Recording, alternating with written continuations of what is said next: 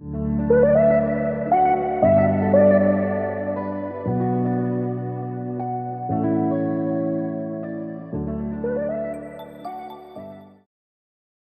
I'm the director of training at Mindful Schools, and that means that I support the development of all of the content and the training we provide to our educators related to mindfulness and how to bring mindfulness into schools.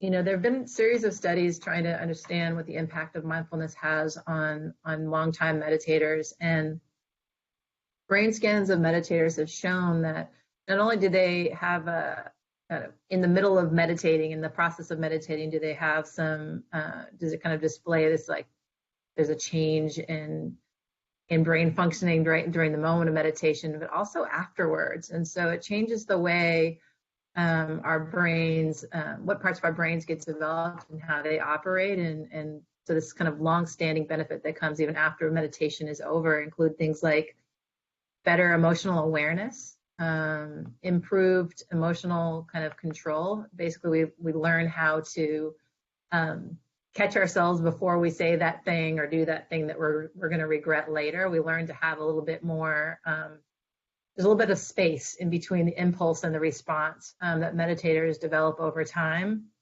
And there's also some evidence that there's improved learning and ability to focus and improved memory through meditation. So those are really great benefits based on these scientific studies. At Mindful Schools, we've just seen over our years of supporting students to do meditation that students are better able to manage their emotions.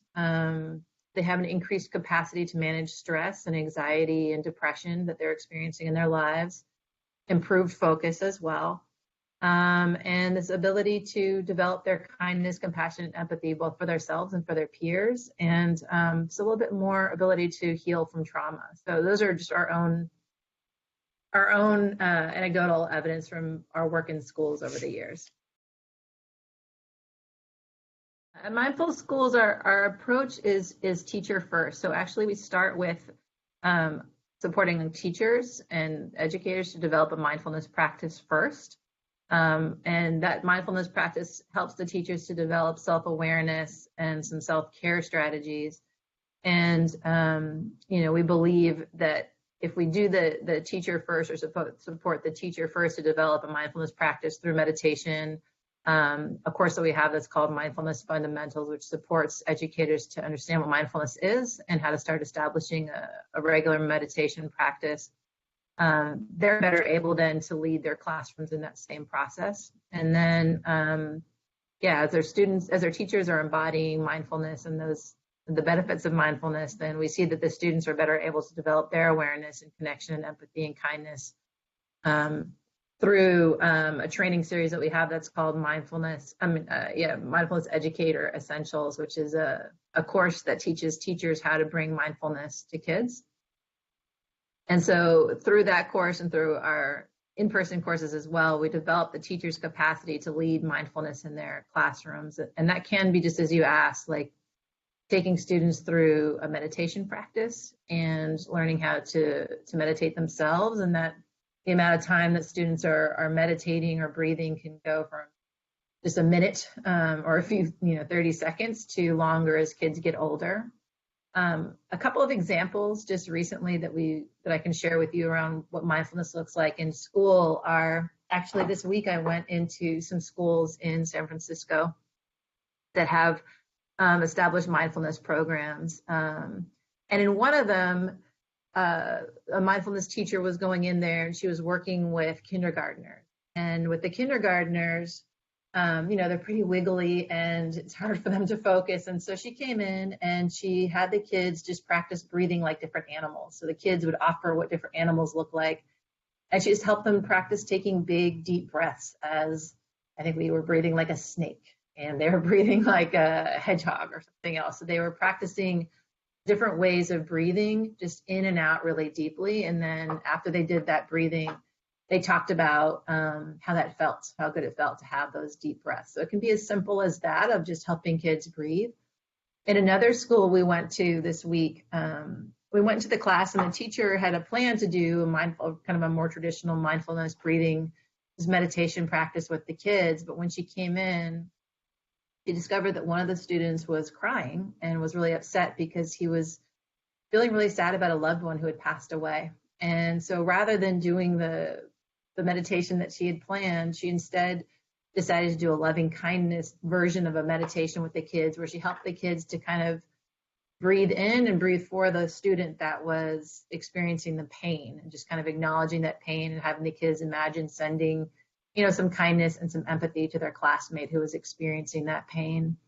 And then after the brief meditation, which lasted just a couple of minutes, then she had the kids talk about how that felt, and the kids brought up how good it felt to, show that empathy for their classmate. And they also talked about and related to pain that they've had of losing a loved one or a family member. And so, it just gives kids a chance to kind of settle down, but also then to start to investigate and kind of notice how they're feeling, both in their bodies and also, what emotions might be showing up. Yeah, well, in the United States, this is, for example, the U.S. military actually has been using mindfulness to treat symptoms of PTSD, post-traumatic stress disorder, amongst the soldiers, and to help them also to heal from trauma, and as a way of doing some suicide prevention. And there's some research that's shown, again, these are with soldiers, but I will get to kids in a moment, that soldiers, that before and after combat, that there's a potential to be life-saving for the soldiers because mindfulness does improve this situational awareness and stress resilience. And the great thing about mindfulness and why, it's beneficial is that it can go with you wherever you are. So because mindfulness has this ability to help in the moment to create calm, and then it has this kind of lasting effect of developing our resilience and our ability to do some emotional regulation, providing mindfulness training to students in those areas is going to give them both the immediate benefit, but also will help them wherever they go, because it's a tool that you bring with you. It's not something, once you learn how to have a mindfulness practice, it goes with you wherever you go. And so it can have a lot of potential benefit. So we are implementing mindfulness in some developing countries. And one thing is that there are teachers that are able to access our content online. And so they're taking our courses from around the world. In fact, we have students taking courses right now from places like Cambodia and Colombia and Guatemala, India, Indonesia, Sri Lanka, and Vietnam. And a really great example is in Myanmar. There's an advanced teacher training course for educators in Myanmar. And they're actually using our Mindfulness Educator Essentials course, which teaches teachers how to teach mindfulness to kids. And so all of their teachers are learning how to do mindfulness as a part of their core teaching competencies. And those teachers work with a network of monastic schools that serve disadvantaged students in that country. So, that's a really great example of how mindfulness is reaching into classrooms and schools all over the world.